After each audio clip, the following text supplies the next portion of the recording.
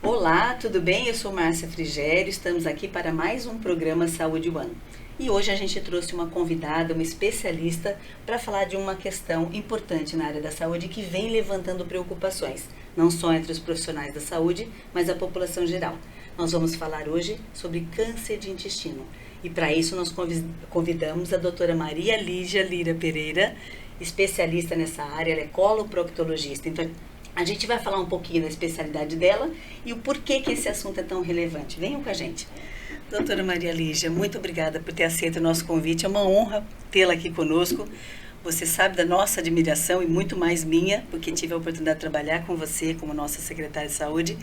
E mais do que tudo, essa sua área, você é um apoio, uma referência para a gente. Então, muito obrigada por ter aceito esse convite. Eu que agradeço a oportunidade, essas palavras sempre tão carinhosas, só podia vir de você mesmo. Marcinha, é uma amizade muito querida, muito construída, né, em cima de um trabalho muito bom que a gente conseguiu desenvolver. E espero que a gente esteja dando continuidade a ele com essa oportunidade que você está me dando para a gente poder conversar de um assunto que realmente nos preocupa bastante. Verdade. E doutora Maria Lígia, eu tenho assim pensado muito sobre essa questão das informações. A gente vive uma era de fake news, de informações controversas, as pessoas ficam muito inseguras, né?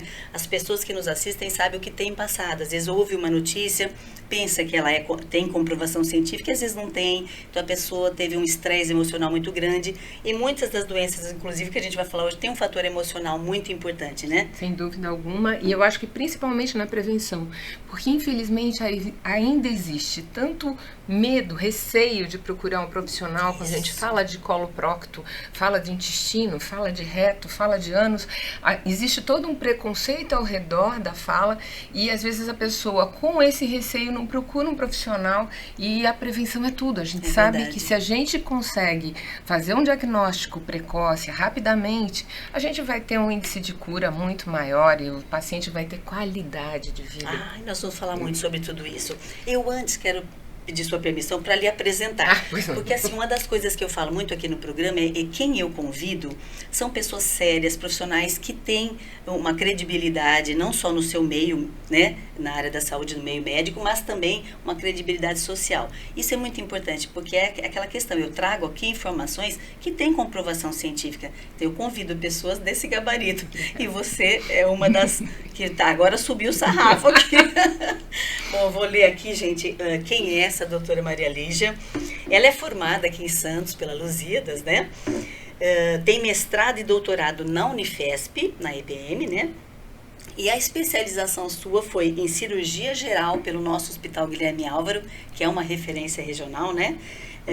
Em coloproctologia pela Santa Casa de Misericórdia de Santos, que é a primeira Santa Casa do Brasil, né? A gente precisa lembrar da importância. E você é das primeiras turmas, você fez questão de me dizer isso. Exatamente. Então, a experiência dela é grande para nos trazer aqui. Legal, né? E é membro titular da Sociedade Brasileira de Coloproctologia. Também é coordenadora do estágio de coloprocto da Casa de Saúde de Santos. É professora de coloprocto da Unimes, que é uma faculdade de medicina aqui de Santos. Então, assim, extremamente bem inserida, né? Obrigada. E a sua atuação também quero lembrar, Lígia. Eu acho que você fez vários trabalhos. Mas o que a gente se preocupa hoje? Em dizer quais foram as grandes atividades que você exerceu, para as pessoas te conhecerem. Eu acho que poucos não te conhecem, mas eu faço questão de dizer. Você tem hoje um consultório de coloproctologia que as pessoas podem te procurar, localizando o seu nome pelo aquele doutora Maria Lígia Lira Pereira. Então te acha ali, acha endereço e tudo mais, que é aqui em Santos. E você também faz cirurgia nos hospitais da cidade. Você coordena esse estádio, como eu já falei, tanto na Casa de Saúde e é professora da Unimes. Mas você tem duas atuações importantíssimas, foi quando eu te conheci, que é o seu histórico de trabalho relevante, acho que deixou saudades por onde passou, a mim muito. Você foi coordenadora de Educação e Formação, que é a COFORME, da Secretaria Municipal de Saúde de Santos. Eu a conheci nesse momento. Então, um profissional médico que é muito voltado à área de educação, É um plus, eu acho que a população só tem a ganhar com um profissional que sabe a importância das pessoas terem o autocuidado, conhecerem as coisas para fazer prevenção, né? E se cuidar o mais rapidamente possível. E você foi nossa secretária de saúde de Santos entre 2010 e 2012, que eu também tive a honra de trabalhar com você. Aliás, essa nossa equipe é hoje... subiu de escalão porque você deixou de ser minha chefe para ser uma amiga. Exato. Então isso é só para poucos mesmo que acontece, mas a gente teve essa sorte. Bem-vinda ao nosso programa. Muito obrigada. Hoje nós vamos falar, né, doutora Maria Lígia, sobre um câncer que ele vem ganhando destaque por conta do aumento significativo do número de casos, e tanto em homens como em mulheres. Nas diferentes faixas etárias, a gente vai falar da prevenção do Março Azul, que é azul marinho, né? Que é um mês de destaque, de prevenção, de alerta para a conscientização sobre esse câncer. Então, nos fale sobre a epidemiologia desses casos de câncer de intestino. Como é que está isso no panorama mundial, no ranking, no estado de São Paulo, em Santos? Quer dizer, como está a questão do câncer de intestino? É relevante mesmo? Tem muitos casos? Se a gente imaginar, eu me formei 40 anos atrás, o câncer de intestino ele ocupava a quarta, quinta posição das doenças prevalentes em termos de câncer. É mesmo? E ela foi subindo. Hoje, o câncer coloretal é o segundo mais prevalente, tanto em homens quanto em mulheres, tanto no Brasil, no estado de São Paulo e em Santos. E uma das coisas que nos deixa mais apreensivos é a idade, a faixa etária. Antigamente, falar de câncer de intestino era falar de pacientes da terceira idade. Verdade. Era falar de pacientes acima dos 60, 65 anos. E hoje a gente tem cada vez um aumento da incidência abaixo dos 40. E principalmente aqui em Santos. A gente em Santos, do boletim epidemiológico anterior, o último que saiu, a incidência começa a aumentar a partir dos 35. Isso muito grave e necessita realmente que todos tenham em mente que nem tudo que sangra é apenas uma hemorroida, como a gente já tinha até comentado anteriormente. Então, a busca pelo diagnóstico precoce é fundamental. Com certeza. E não só para os especialistas, né? Quando você me fala um problema dessa relevância, eu penso, aquele clínico geral, aquele médico de adolescente, já tem que começar a perceber a importância dele fazer uma suspeita, pelo menos. Aí ele encaminha para o especialista. Mas eles têm que estar atentos, exatamente. Não é? Eu acho que por conta desse número, não há especialista suficiente para poder só ele cuidar. E a prevenção, ela não precisa ser feita só pelo especialista. Tanto que o próprio, isso aqui no nosso país, né? Vamos deixar bem claro.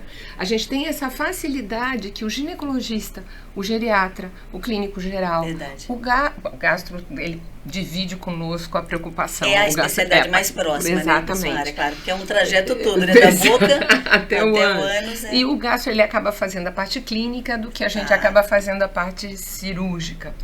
E todos nós estamos envolvidos e cada vez mais divulgando a necessidade da prevenção para a gente pegar essas lesões num nível bem inicial, que seriam os pólipos. Eu acho que a gente conversa. Vamos sim. E é interessante porque assim, a gente vem discutindo, né, doutora Maria Lígia, lá na secretaria a gente discutia muito isso, que a população está evidentemente, visualmente, mais envelhecendo. Exatamente. O tempo de vida das pessoas aumentou muito. Exato. Mulheres, acho que está em 82 anos, homem um pouquinho menos. Então, assim, claro que a gente vai ter que lidar, eu digo a gente, nós profissionais de saúde e nós, população geral. Temos que lidar com problemas que antes não apareciam, porque morria mais cedo, algumas doenças não chegavam. Exato. Agora você está falando uma preocupação maior. Maior ainda. Quer dizer, essas doenças que acreditava-se aparecer após os 60, hoje acima de 35 anos, quer dizer...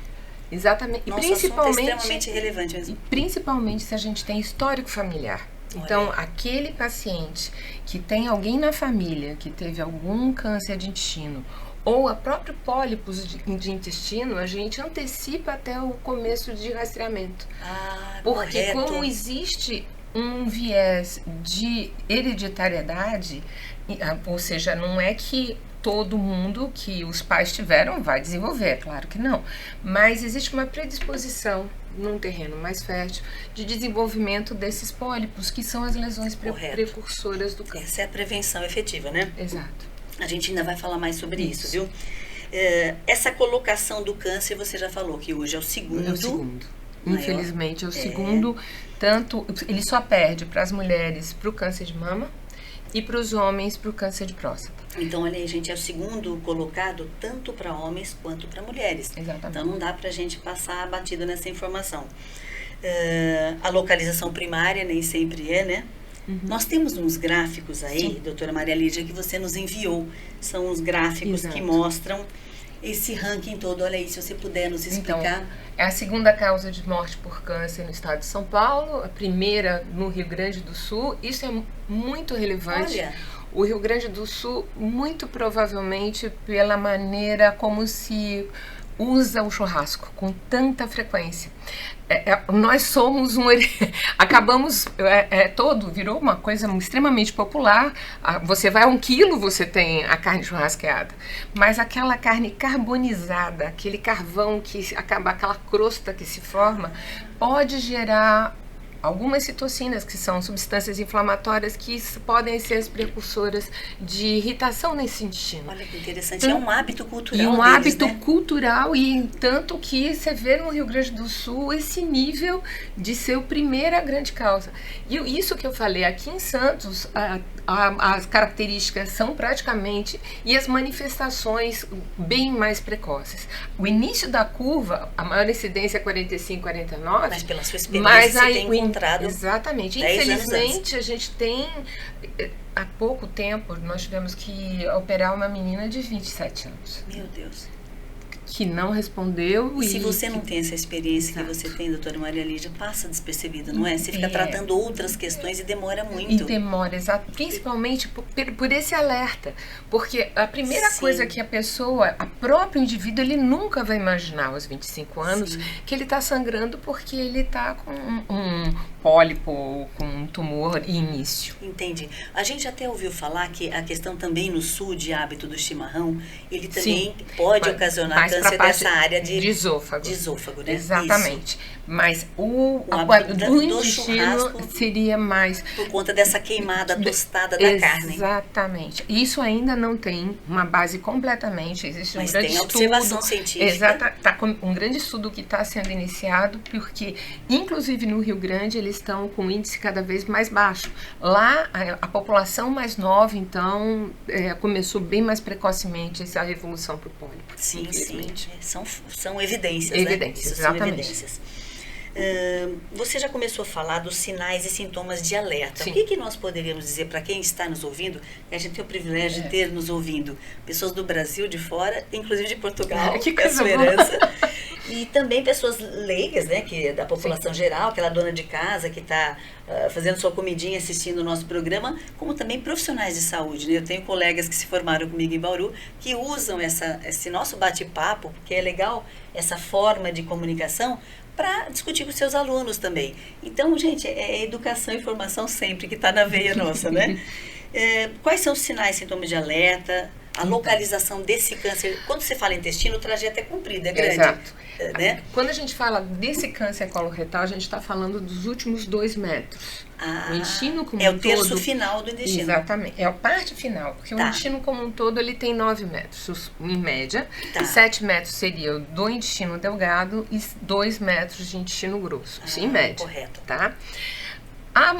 O local de maior prevalência, a localização mais frequente é no reto, que é a parte mais baixa, mais próxima do ânus, Certo. e a primeira porção do intestino grosso, que é o sigmoide, que seria uma primeira alça do cólon. Essas duas porções, normalmente, graças a Deus, se manifesta com sangramento. Então, o sangramento, O corpo fala, né? o corpo fala, ele vai estar acompanhado ou não das fezes. Outro fator importante é que às vezes o paciente relata uma dificuldade de evacuação completa ou uma insatisfação evacuatória. Então é como se o reto continuasse cheio mesmo depois do paciente ter evacuado. Entendo. Além do sangue, às vezes o catarro, o muco no meio das fezes, pode ser um sinal indireto também da presença da lesão. A cólica abdominal, ou seja, a dorzinha, aquela cólica persistente, nem sempre... Que é um desconforto, a pessoa às vezes não valoriza. Não valoriza. Isso. Agora, já as lesões do lado direito, que são os tumores de colo direito, o sangue ele não é visível. E muitas vezes o que acontece? O paciente ele já chega com anemia e quem faz o diagnóstico é o especialista de anemia, o hematologista. Que vai avaliar que esse paciente que está com anemia, ele vai buscar da onde ele está sangrando sem... Está perdendo esse sangue. Exatamente, sem ele perceber. Que são as lesões do lado direito. As lesões do transverso, que é uma alça que percorre do lado direito ao esquerdo, elas se confundem com as lesões gástricas. Então, às vezes, náusea, desconforto, dispepsia. O que eu falo é que a gente não pode subestimar os sintomas. A gente não pode ficar satisfeito em parar, principalmente se existem fatores de risco associados. O pior de tudo, Marcinha, muitas vezes ele é totalmente assintomático. Meu Deus, isso é preocupante. Essa aqui é a parte mais preocupante. Faz um mês, a importância da prevenção. Faz um mês, a gente operou um senhor de 57 anos que não queria fazer colonoscopia em hipótese alguma. Porque não sentia nada. Porque não sentia nada. A esposa fez. Tinha pólipos, o obrigou a fazer e durante a colonoscopia a gente fez o diagnóstico de um tumor já razoável, que precisou ser retirado. Não fosse graças a esposa a Deus. se alertar, ele ia descobrir tarde demais. Os filhos brincam que ele está em dívida eterna com ela até Com hoje. certeza. Tá. Quem ama, cuida, né? Exato, é verdade. E eu acho muito importante você falar isso, porque as pessoas costumam normalizar alguns problemas. Ou porque a vida é muito corrida, ou tem medo de faltar ao trabalho para se cuidar e perder o trabalho. Então as pessoas também, às vezes, vivem para trabalhar e acabam morrendo fazendo isso, porque não se cuidam devidamente. Então, assim, qualquer sintoma como esse que você falou, procure elucidação. Né? Isso. No SUS ela procuraria onde, doutora Maria Lídia? Onde ela entra para... Olha, eu estou com sintoma, eu estou com desconforto intestinal, sempre com cólica, ou então vou ao banheiro pouco, ou vou ao banheiro muito. Está alterado. Porque também uma coisa, doutora Maria Lídia, me permite só esse parênteses, como enfermeira eu quero te dizer.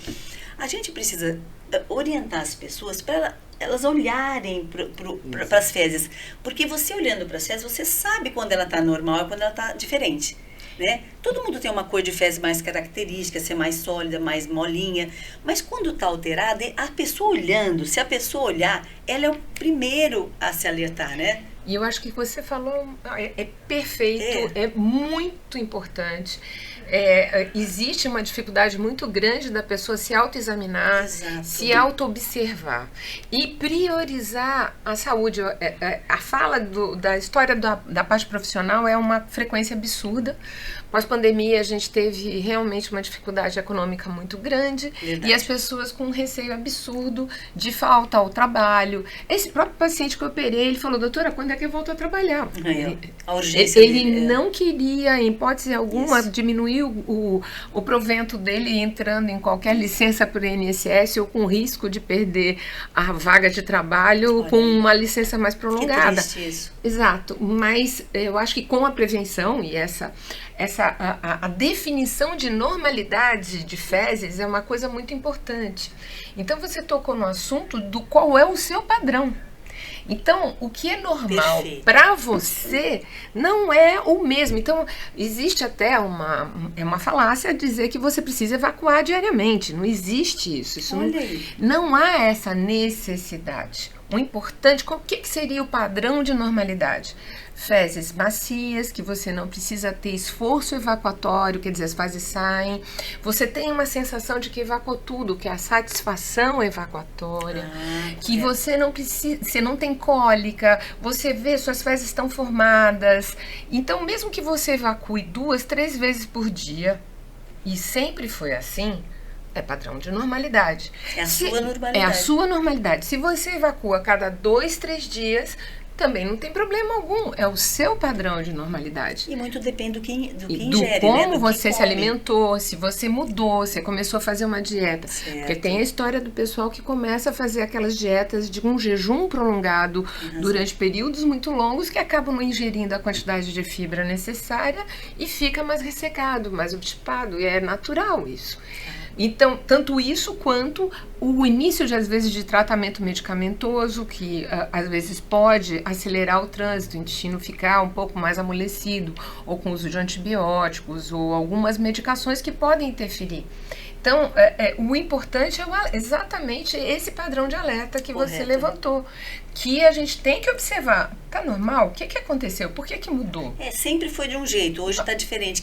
Vamos investigar. Vamos investigar. Não é para concluir nada, né? As pessoas não têm que ter a sobrecarga de descartar ou não, de querer achar que vai incomodar a família ou o trabalho porque não buscou ajuda. E quanto à policlínica, aqui em Santos a gente vai buscar nas policlínicas ou nas unidades básicas da nossa região, o clínico geral, normalmente, a partir dos 45 anos, que é uma proposta já definida, é um guideline americano e europeu, e que a gente correto. Então já é um alerta a partir dos 45. A gente faz pesquisa de sangue oculto nas fezes. Olha aí. E a pesquisa de sangue oculto nas fezes, mesmo quem não tenha alteração do hábito intestinal, ele não tem nada, ele vai fazer a partir dos 45, pelo menos a pesquisa de sangue oculto, para aquela paciente que não está com sintoma nenhum, mas se vier esse sangue oculto positivo, aí vai haver necessidade. Como triagem. Exatamente. Ou, no caso, já como rastreamento. Exato. Entendi. Perfeito, doutora Maria Lígia. Olha quanta coisa eu aprendo muito nas entrevistas que eu faço com você há anos já. Mas assim, e essa prevenção que você falou, nesse fluxo de atendimento pelo SUS, em Santos a gente chama as unidades básicas de saúde ou atenção primária de policlínicas. Então, foi batizado assim pelo doutor Davi Capistrano. Essa policlínica ela pode ser tanto de unidade básica convencional como unidade de saúde da família. Exatamente. E aí você, por exemplo, tem um sintoma de desconforto, ou um sangramento, ou uma evacuação estranha, você procura um clínico geral dessas unidades. Ele vai fazer provavelmente a pesquisa de sangue oculto nas fezes, confirmou, ou ele está com uma presunção, ele vai encaminhar para o especialista. Correto. O especialista faz o pedido do exame, que é a colonoscopia, e na colonoscopia, a coluna é um exame relativamente novo, se a gente falar em termos de história de medicina. É isso que eu queria que você nos contasse. Então, a colonoscopia, ela começou a se tornar uma rotina a partir dos anos 90. Olha, então, nós temos... Para a saúde é isso. Para a saúde, 30 anos. Verdade. Que a gente tem... havia muito receio da colonoscopia. Do risco do próprio exame. Entendi. Mas houve uma evolução absurda em termos de qualidade tecnológica dos aparelhos. Que bom saber. Os profissionais são extremamente... Nós, graças a Deus, a gente tem uma região onde a gente tem profissionais de altíssimo nível, muito bem treinados, muito habilitados, que conseguem perceber lesões pequenas e o principal... retirar essas lesões quando pequenas para encaminhamento para exame. Entendo. É um exame indolor. Isso precisa ficar muito claro. Eu já fiz, eu posso dizer, de testemunho. É um exame que a pessoa é sedada. Isso. Óbvio, se ela tem alguma comorbidade, hipertensa, diabética, ela precisa de algum cuidado extra, é aconselhável que isso seja feito dentro de um ambiente hospitalar. Certo.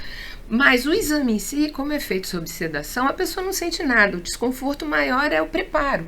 Porque para poder identificar, ele vai precisar estar com esse intestino sem fezes de maneira alguma. Isso é desconfortável, o preparo não é dolorido. Não é dolorido. Exatamente. Então, eu acho que é importante a pessoa imaginar que vai fazer um exame que não vai trazer nenhum grande malefício, muito pelo contrário. Doutora Maria Lígia, a insegurança é um fator muito óbvio, preocupante. Como tudo na medicina, a gente não dá 100%. Claro, não é matemático. Não é matemático. Existe, obviamente, alguns casos que são de maior risco, existe alguns momentos em que a gente posterga um pouco a colono, mas a colonoscopia, sem dúvida, ainda hoje é o padrão ouro de prevenção, de diagnóstico e muitas vezes terapêutico, porque quando a gente pega câncer inicial, da mesma maneira que câncer de pele, o acompanhamento, controle... Você vai, você tira.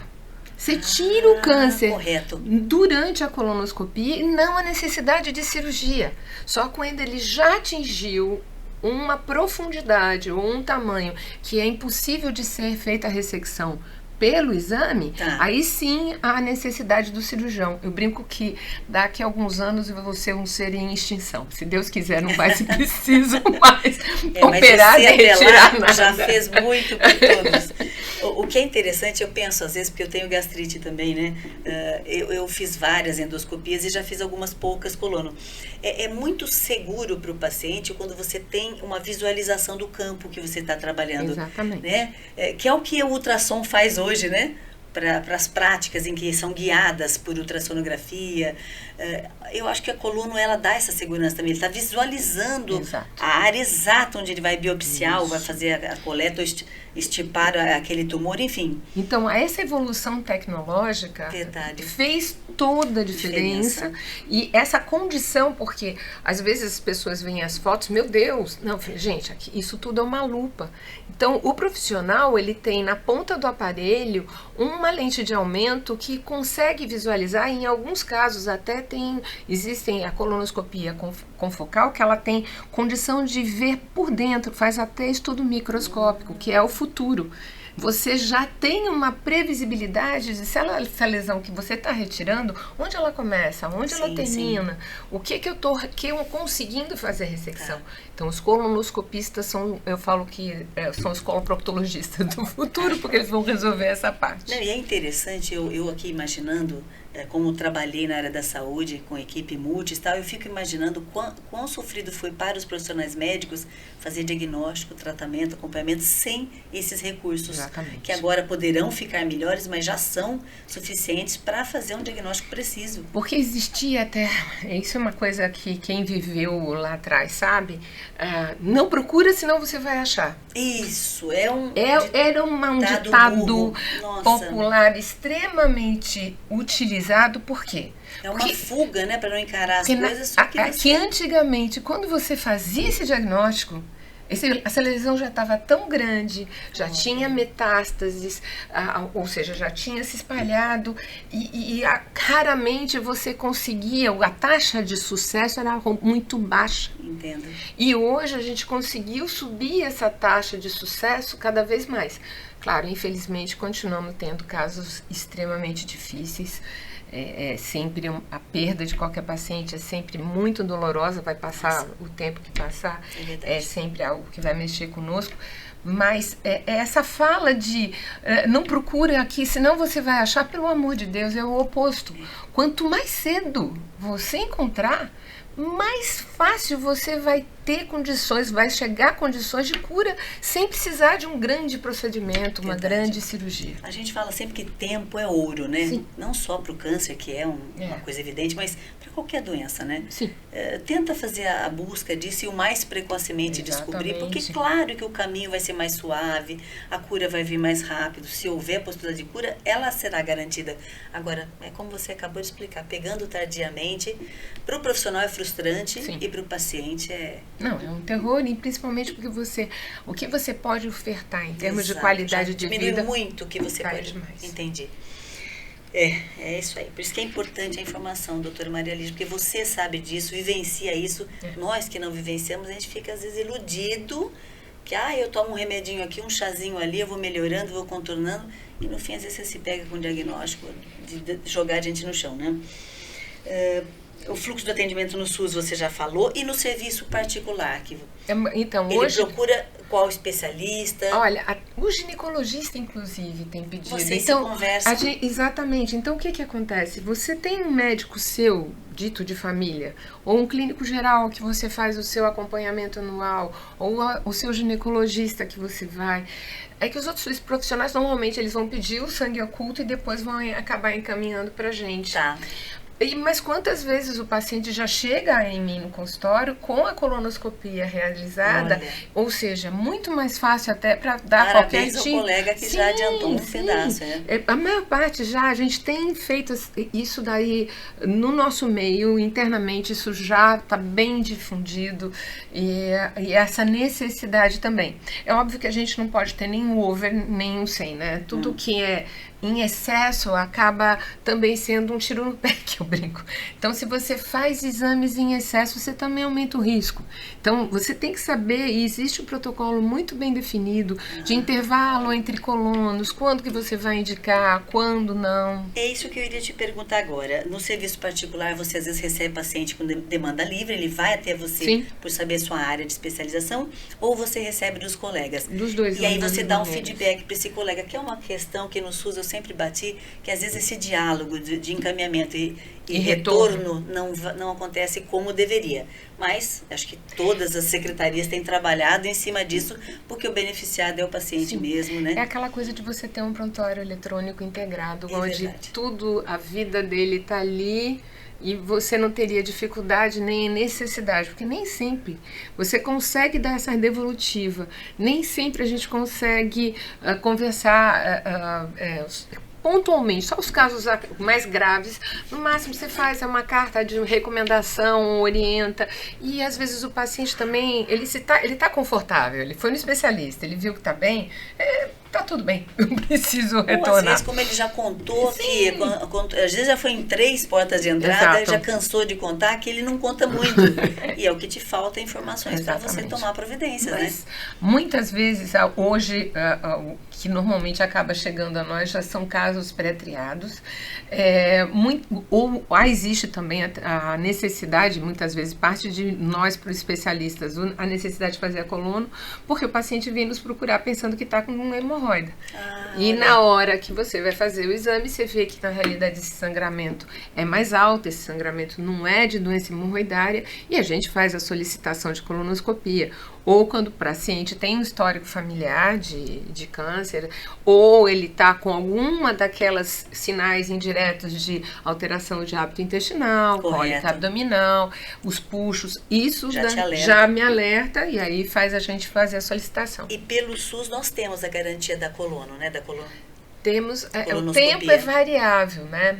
Isso aqui infelizmente, nem sempre o tempo, apesar que no privado também, às vezes, o tempo não é tão... O tempo, quando você diz, se agenda para muito o acesso, para frente. Exatamente. O acesso. Porque como é um exame extremamente específico e às vezes, com necessidade de internação, principalmente essa fila para o paciente que precisa internar para fazer uma colonoscopia. Isso para os casos graves. Para os casos que tem, por exemplo, comorbidade do paciente, que vai ter principalmente por conta do preparo. Então, como você vai usar laxante, um paciente que é diabético ou hipertenso, ou que tem problema renal, ele não pode desidratar, ele tem que ter um controle dessa pressão, a glicemia tem que estar controlada para ele não fazer nenhuma crise. Então, esses são pacientes que, ou ele é um cardiopata, a gente acaba internando. Correto. Não é internação, vamos deixar claro.